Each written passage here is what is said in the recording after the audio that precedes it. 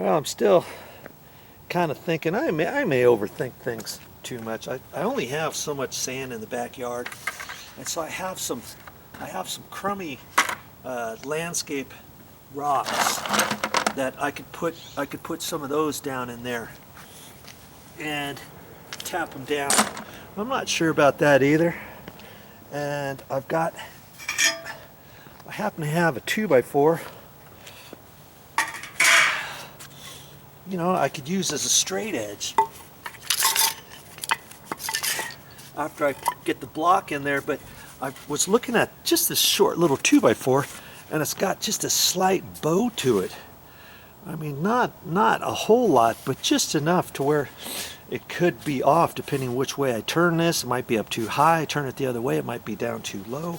I happen to have a piece of metal stud, 25 gauge track it's called. And I use that for all kinds of shims and brackets and cutting it and bending it and stuff. And I use that on a deck that I was doing. I made some brackets and some other things. I could use that on edge as a straight edge.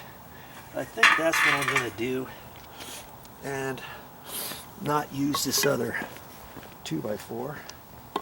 And I thought, you know, it's going to be a little trial and error, but I've got it. I just happen to have a 2x4. Look at this. Here's the brick. Here's the 2x4. And see how it's just a hair smaller than the brick. And after I get the sand in there, I can kind of tap the sand down a little bit or something. And before I put the brick down or whatever, I'll just have to see how it goes. I might be able to use that with my hammer. So I think I'm pretty set. And the sand is down kind of low. There were some pockets down in there, and see that? You see the ants? Look at that. I don't even have any ant spray. I should probably get some. But they made lines down in the sand, and that kind of caved it in a little bit. Isn't that something? So maybe I'll look in the cupboard and see if I got anything to spray on there to kill some of those ants. Maybe they won't come back. I don't know. And so there's some deeper depressions. See how deep that is? That's why I thought I might put some of my crummy rocks. These were all dirty, and they're kind of like these out here. I didn't really want to use those because they're all nice and clean. These are dirty, so I could put some of those down there and tap them down in there, and then fill up the rest with sand or whatever, you know, and just do it that way.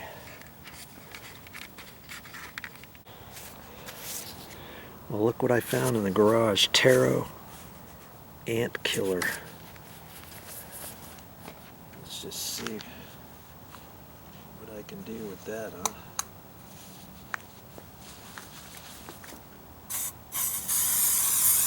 At least we can get rid of some of those ants in here.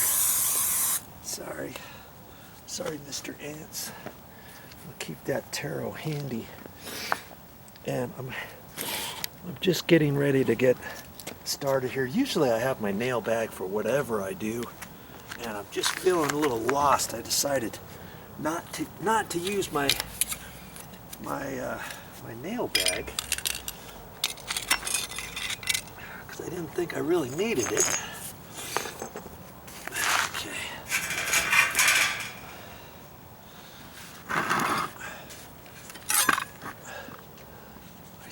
I should find a little scoop for this, shouldn't I?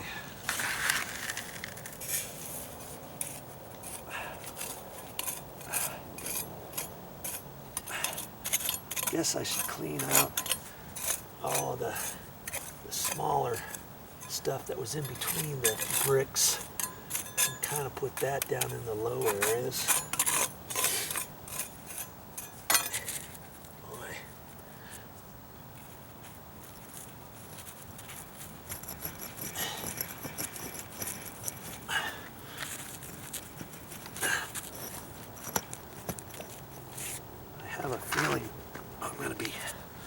fighting this to a certain extent as I go. Boy, I'll just have to see. Like I say, I won't go to the very last brick that I have out. That way it'll be easier to fish them in as I go. This sand is pretty compact. Pretty good. This down in here, I don't really want to dig that up even when I have to.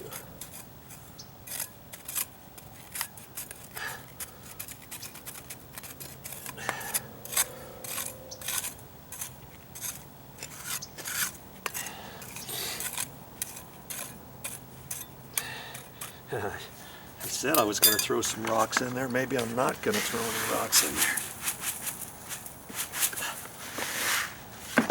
Not sure how much sand I need. I can use one of these as a little straight edge, can't I? Float.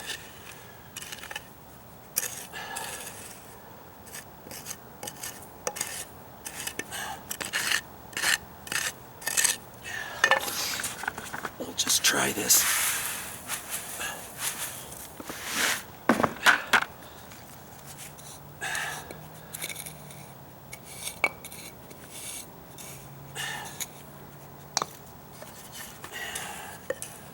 Sand is 95% compaction rated. Did you know that?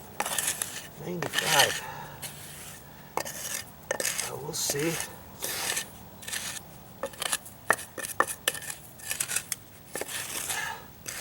We'll see what that means, huh?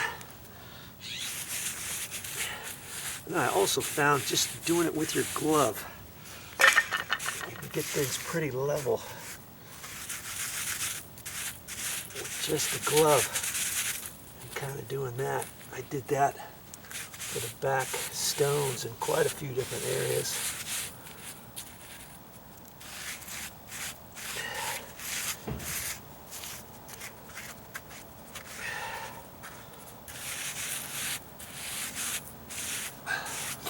Now the main thing is to make sure I remember how my pattern goes, huh?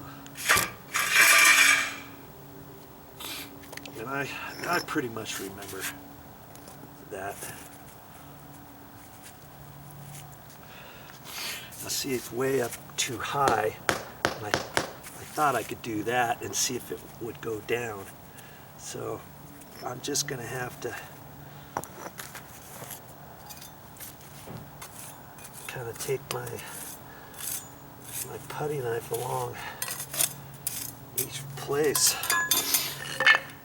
Do that, and I could take my 2x4 and like tap that before I put the brick down to get all the sand compacted in that one area, huh?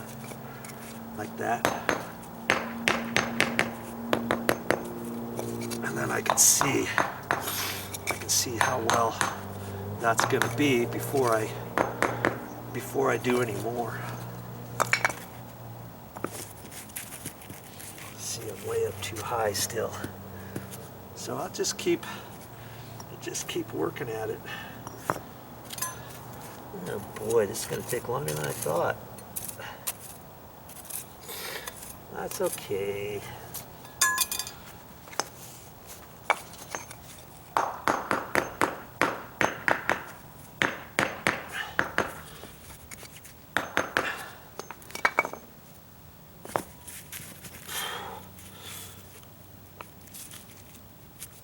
Lord. Might have done it just a hair too much. I'd hate to do a whole driveway this way. That's for sure. Right.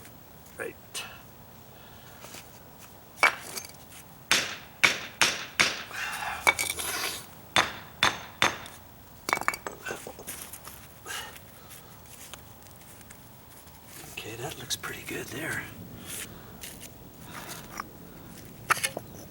And then I just have to make sure I got enough room, you know. But see, that one there, I don't think I'm gonna put in just yet. I'm gonna start back in here to keep working up that way. Okay. And it's got little side grooves on each brick on the sides and the ends. And that gives you just a slight gap. So I guess that means at the end I'm gonna have to take some sand and kind of fill it in between there. And right now on this driveway you can't really see much. This driveway is like 19 years old. And see, you don't really see many cracks, but the stuff you do see is over time you get mold and grassy stuff in there. See, here's the grass here, and you get all that on the top surface there. See there? One of these days I'm gonna have to probably take a screwdriver to that, or a stiff putty knife or something, and I can kind of clean that stuff out of there.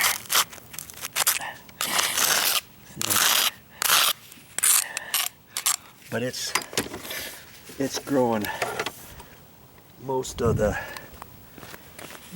bricks. You can kind of see that it's growing stuff in there.